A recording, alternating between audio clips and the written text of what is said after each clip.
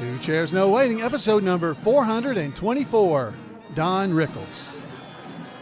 Two Chairs No Waiting is brought to you by the folks over at weaversdepartmentstore.com. Drop by Weavers, there's a bunch of new stuff over there. They got some stickers, the Mayberry Patrol Car emblem stickers that you can use on your cell phone or on the Yeti-style cups or something. Anything with a flat surface, you can stick them on. It's really cool. They're about 2.5 inches. Neat little stickers. Go check those out. You can also get a Nip It in the Bud bumper sticker. And folks, there's some great new Lawmen accessory pouches as well as Barney face accessory pouches so you can put your stuff in. Great stuff over at weaversdepartmentstore.com. Hello, everybody. I'm Alan Newsom, your host for Two Chairs No Waiting, and it's great to have you here with me.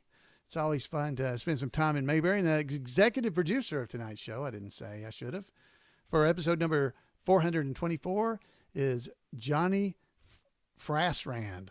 I had to say it. It's like brass band. Frassrand. Tony, thank you very much for your support of Two Chairs No Waiting. We appreciate it, or I appreciate it, I should say. So, folks, thanks for joining me. It's great to have you here. As I said, I'm Alan Newsom. I think I already said that. Folks, it's so much fun. I look forward to every week getting to spend some time here in Mayberry with you and just spend time talking about the Andy Griffith Show. This episode, we're going to talk about Don Rickles. Now, Don Rickles was on the Andy Griffith Show once, but you'll remember him as Newton Monroe. And in the recent issue of the Weavers newsletter, the Weavers Department Store newsletter, you can get to it if you go to weaversdepartmentstore.com/newsletter. Or if you just go to Weavers Department Store and click the newsletter link in the top corner, you can get there. It's a fun newsletter. It's just like the e-bullet.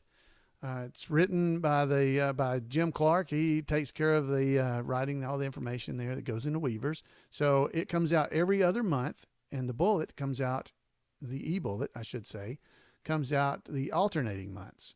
So you can go and subscribe to both. They're both free. Weavers focuses a little bit more on the merchandise and stuff that's available from Weavers, but it always has information about cast and crew, the upcoming events. And I will mention one of the upcoming events because it's now May as I'm recording this. And some of the upcoming events, we got Maggie Peterson and Rodney Dillard on May the 6th. They're going to be over in Duluth, Georgia. You definitely want to check that out. So go over to the event calendar at imayberry.com and you can see that May 6th. There's Betty Lynn's going to be at the Andy Griffith Museum on the 19th.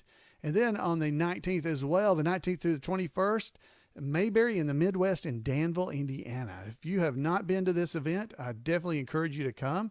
It's going to be a great time. This year, they're going to have Maggie Peterson and Ronnie Shell will be there, as well as Andy Griffith's daughter, Dixie.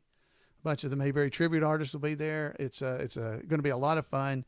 I'm looking forward to it. Can't wait to be there. There's all kinds of other information in the Weavers newsletter, and you can find it there. Of course, if you go to weaversdepartmentstore.com/newsletter, or if you go to the imayberry.com site, there's an event calendar you can find it on.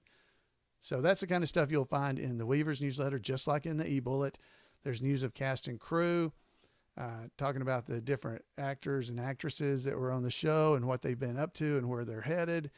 And one of the things that was in the current issue that was not yet in the bullet, and I'm sure it'll be mentioned in next month's issue of the e-bullet, was Don Rickles. So let's go and just check this out, okay? Because I know you're going to be touched by it just like me. It is so sad. It's sadness. It's both with sadness and automatic grin that we note the passing of Don Rickles, who guest starred as Newton Monroe in The Luck of Newton Monroe. That was episode number 156 of the Andy Griffith Show back in 1965. He died of kidney failure at his home in Beverly Hills, California on April the 6th. He was 90 years old.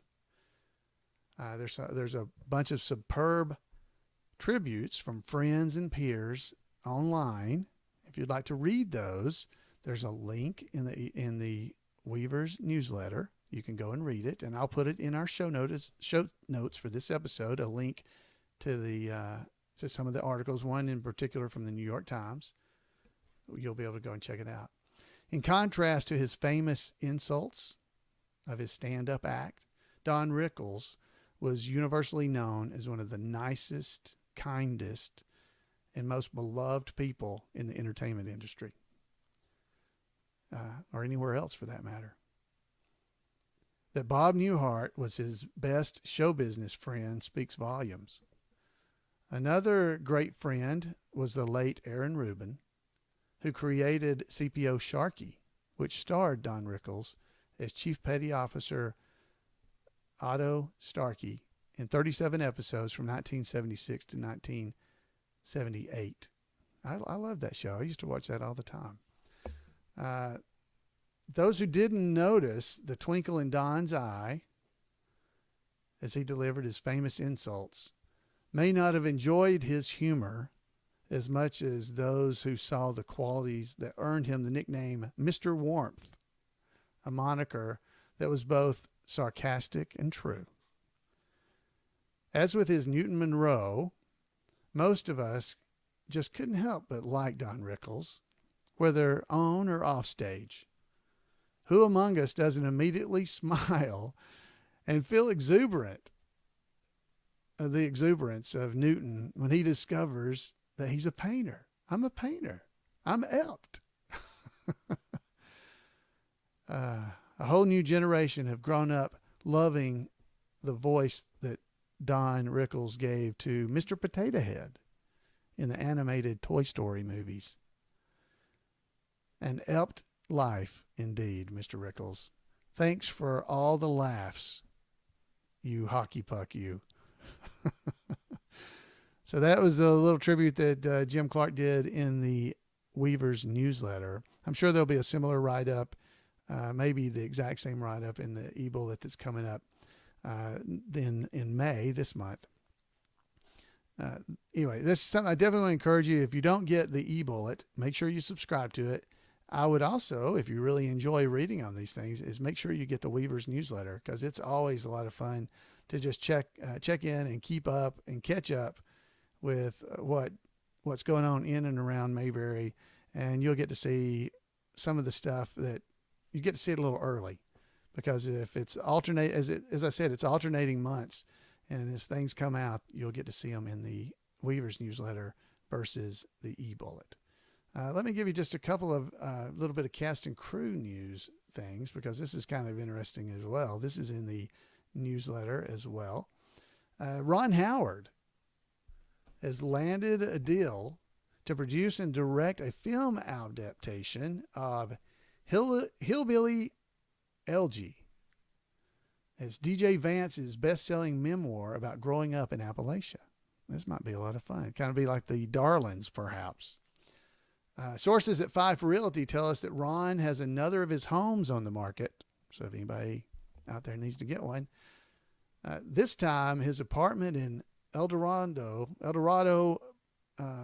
Dorado building overlooking Central Park. Oh, it's overlooking Central Park in Manhattan's Upper West Side. Yeah, I'm going to be picking that up. The asking price for the 3-bedroom, 2-bath unit with a private elevator, it's a easy for all of us, a $12.5 million. Or could we just recommend that you buy a Opie t-shirt at Weaver's as an affordable alternative?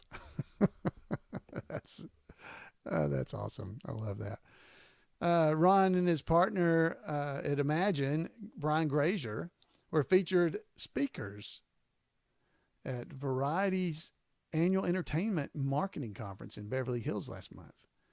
Ron was also in Austin, Texas last month for the South by Southwest Festival.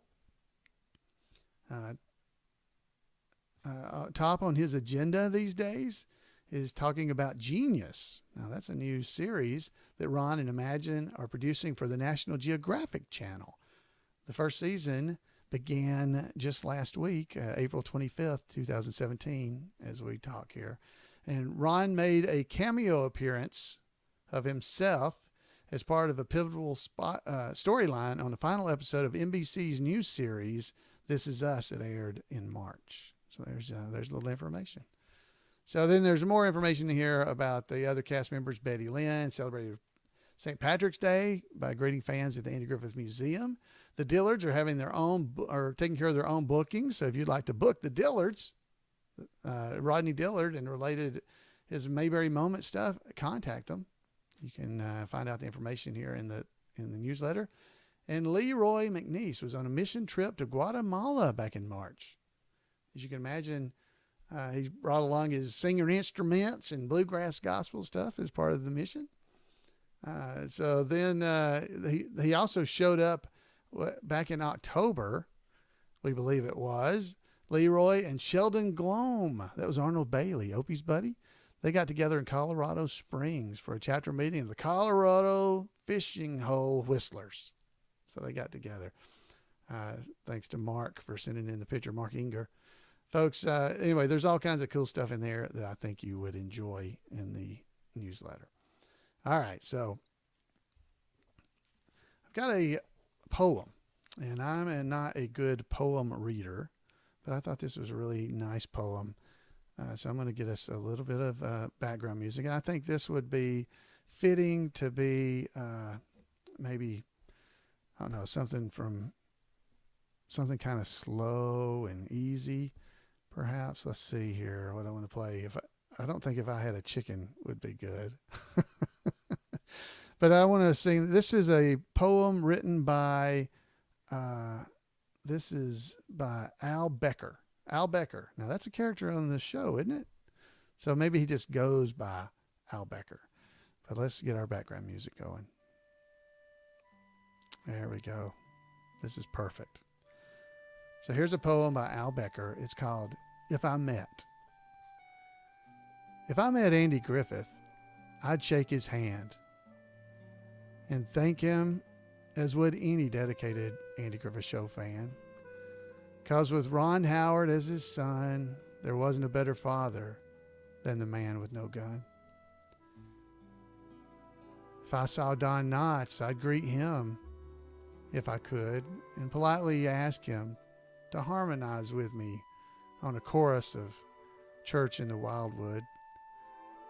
To meet Betty Lynn would be such a treat. I'd simply ask for permission to kiss her softly on the cheek.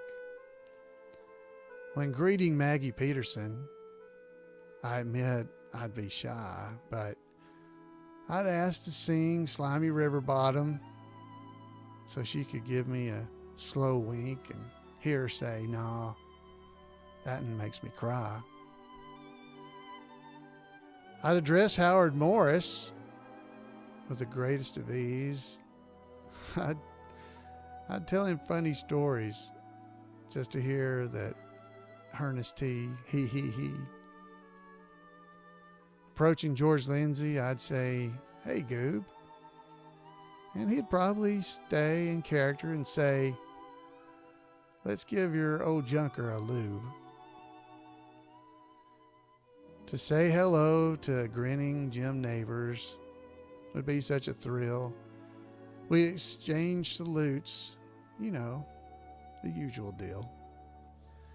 To Bernard Fox, my proper English would be awful. But no matter. I'd just clear my throat and ask, "How do you make that paper ladder?"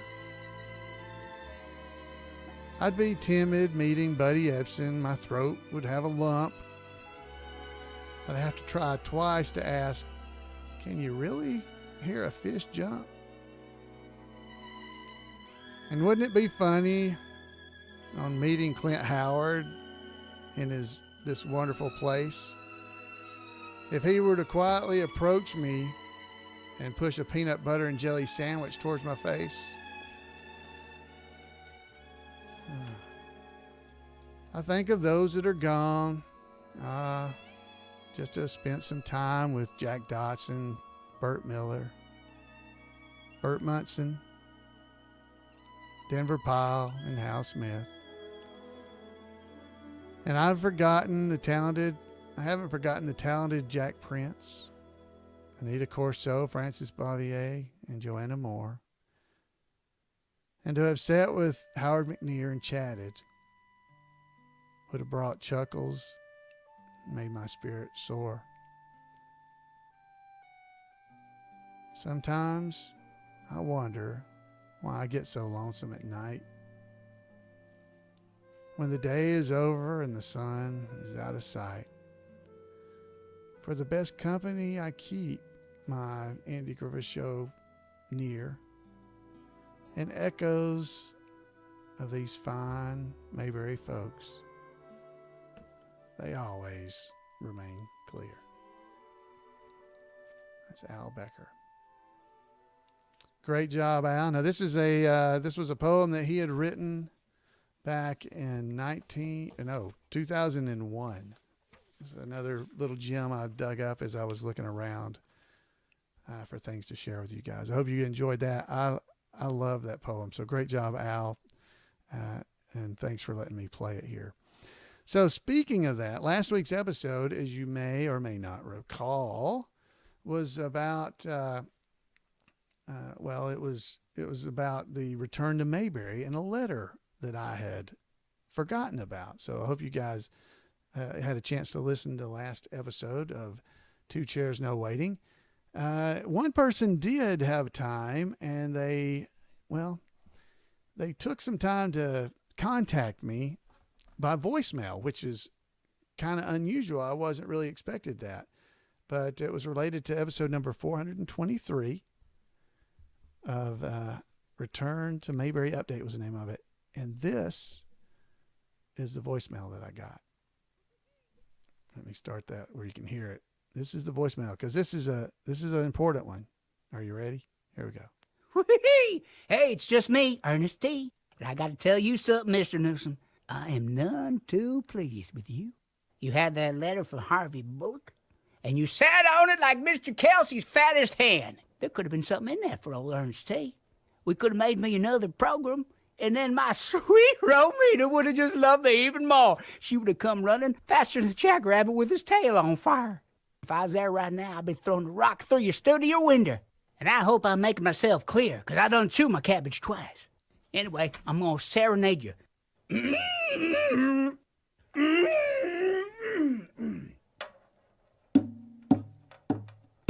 Read that letter. Letter was lost. Lost got found. Jump in the ground. Ground done blossom. Ate me a possum. Possum burned my lip. Now find that script. Now I can get all those gold teeth I promised my sweet Romina. From the first to the last, this is Ernest T. Bass. Wishing everybody a good day out there in Mayberry. Well, thank you, Ernest T., for calling in. I guess he did. I didn't even know. He must have got bigger wires out there. So thanks, Ernest T. Now, if you folks don't know what he's talking about, you need to go and listen to episode number 423, Return to Mayberry Update is what the name of it is. And you can find out what Ernest T. was complaining about, because it was fun, the letter that he's talking about from Harvey. So thanks again to Ernest T. for calling in. I hope he'll do it again. That was very nice of him. I'm a little bit nervous about him coming in and trying to break windows in my studio here. So I don't know about that. But all right, so folks, it's that time, and let's head over to the history report. Welcome to This Week in Mayberry History, a report by Special Correspondent Randy Turner of the Gomer and Cooper Pyle Comic Book Literary Guild of the Mayberry Historical Society. This past week marked the birth date of Dick Elliott, the Andy Griffith Show's own fat little Mayor Pike. Dick was born on April the 30th in 1886. As one of the oldest, though not the oldest, actors to appear on the show. It is fascinating to reflect that Dick and a select number of other actors who appeared in Mayberry were born so close to the end of the Civil War, which officially ended in 1865, just over 20 years before Dick was born. Dick is likely best remembered for his role as Mayor Pike, but he had a lengthy career which included over 240 films and dozens of episodes of television. His movie appearances were often uncredited and were usually brief, but often memorable. He was approximately 5 feet 4 inches tall, with an at times high-pitched voice with a sibilant S pronunciation that resulted in more of an SH sound. His small, rotund stature and distinctive voice made him instantly recognizable and allowed him to perfectly play blustery parts, as his performance as Mayor Pike reflected so well. Not all that much is known of his personal and professional life before he began doing films and television. He acted on stage for many years before his film debut in the 1933 movie Central Airport. Just 2 years later, he had a memorable role in Annie Oakley, which starred Barbara Stanwyck. In 1940, he played Marion Sam in the original non-musical film version of Al Capp's Ozark Hillbilly character from Dogpatch, Lil Abner, a film that also included Buster Keaton as Lonesome Polecat and featured a title song co-written by the future Mr. Television, Milton Berle. Perhaps the best of his small but memorable film bit parts can be found in It's a Wonderful Life.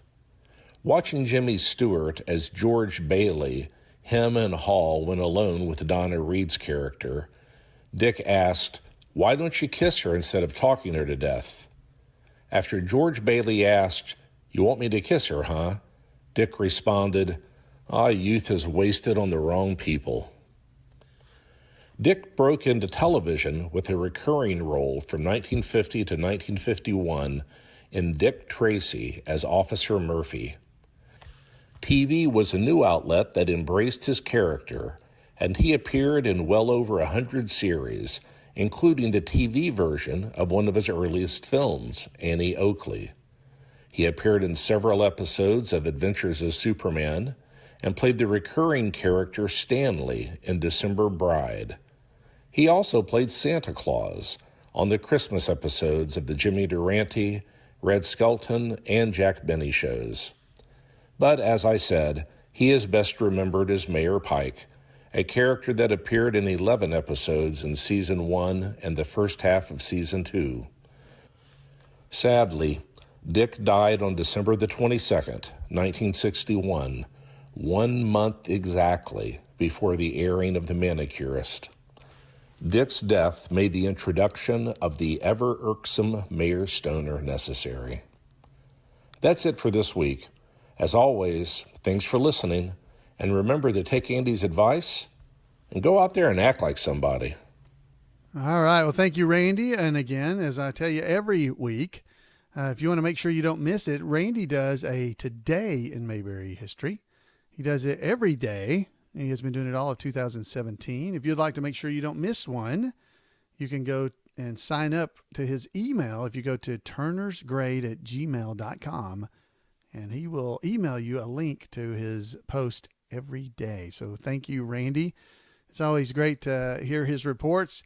That was a lot of neat stuff I didn't know about Dick Elliott. So thank you again. Folks, I hope you guys are enjoying all these things as much as I do. I love hearing them. I love hearing from you. If you can give me a call, I'd love to hear from you, just like Ernest T did. You can call me at 888-684-8415, or you can head over to twocairsnowaiting.com and leave a message there. You can type it in. You can email me at floyd@imayberry.com. I would love to hear from you. A lot of folks have been talking to me over on the YouTube channel. So there's YouTube. So if you like the audio version of the show, there is a video version as well. You may not know that. You can find it at twocairsnowaiting.com. You'll see the videos there, and you could actually subscribe to my YouTube channel. Folks, I'd love to hear from you. But until next week, we'll see you right here on Two Chairs. Have a great week.